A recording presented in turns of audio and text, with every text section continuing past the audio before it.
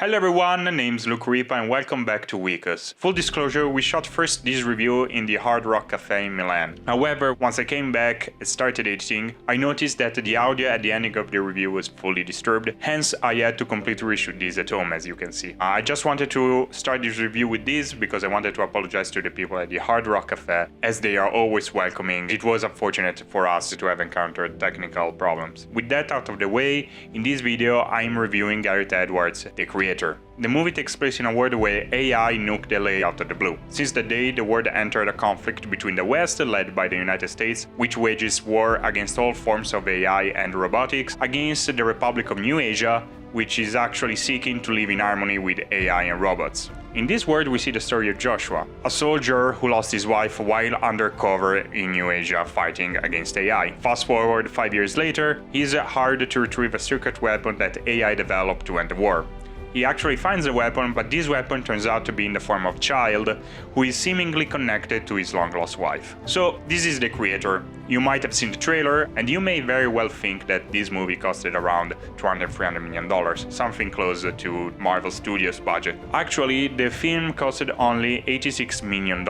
Some of the reason has to be found on the fact that it was shot on a prosumer camera, namely the Sony FX3, which is not that far from the one I'm shooting this review with, that allowed small crew, which means it allowed for on-location shooting. And it's also an original concept, which of course it's hard to come by in this Hollywood climate. The creator marks the return of Gareth Edwards in the directing chair. He previously directed Monsters, his breakout movie, Godzilla 2014 and Rogue One: A Star Wars Story.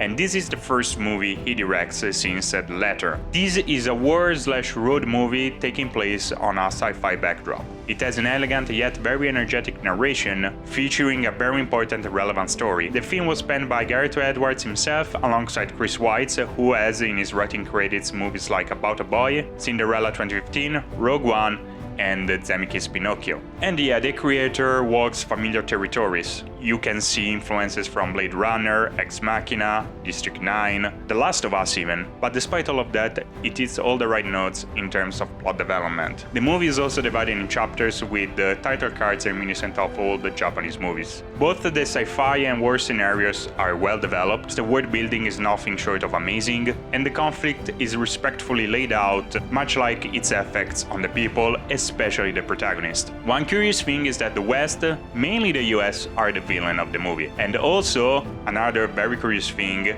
given the actual climate, especially in Hollywood, the movie is not against AI, but rather tries to give a point of view where depicts AI as a light to humanity rather than a menace to destroy. The story also is very well narrated thanks to solid casting choices. John David Washington, at yet another lead role after Tenet and BlacKkKlansman, is a very solid protagonist with the right charisma and the right approach to what the character is experiencing throughout the movie. Insecurities, PTSD, doubts, everything is perfectly conveyed in John David's performance. The film also sports Ken Watanabe and Allison Janney in two very different support roles, and they both work really well into the narrative. We also have Gemma Chan, who is great, albeit appearing briefly throughout the movie. However, the show is told by Alfie, the child, played by Madeleine Yula Boyles. She's really great in the role, and I think we're gonna hear about her for a very long time. Now let's move back to the technical side of the movie. The creator again was shot on a Sony FX3, and there are two cinematographers.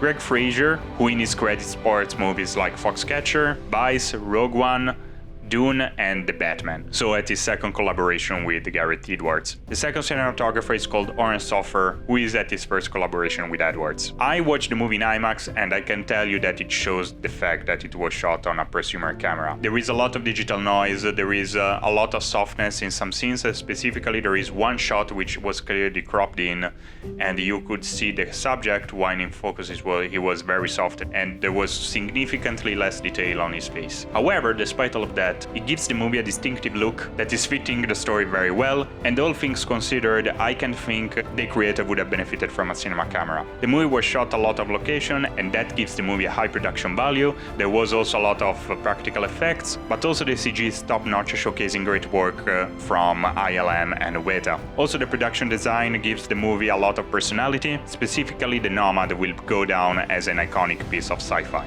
Also, the movie looks more realistic than recent $200–300 million movies. I'm talking about the recent Marvel Studios movies, DC films, and even the last Fast and Furious movie. Also, the film is scored by none other than Hans Zimmer, who is at his top form here, and that also contributes to giving the film a higher budget feeling. As I said before, the movie only costed $86 million despite looking like a $200-300 million movie. That has a lot of implications that can be very positive to the industry. Mainly, the modus operandi could push studios to produce more original story at a lower risk, which could be the start of something great in those terms. Overall, I think The Creator is one of the best movies of the year. Sure, it works familiar pets, but it's relevant that at times thought-provoking narrative alongside the unorthodox production give the movie a very fresh feeling, and it also signs a great return for director Gareth Edwards. In the end, I scored The Creator with a 8.5 out of 10. Please go watch it because it's very important that this movie becomes a success, because again, it could be the start of something important in terms of original ideas in Hollywood. Anyways, that's it for the reviews. Did you watch The Creator? What did you think about it? Let me know down in the comments. If you liked the video,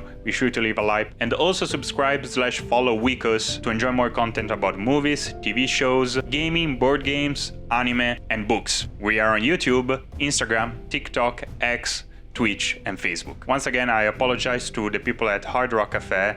I promise next time there will be no technical issues. And that's it. My name is Luke Ripa, and I'll see you next time.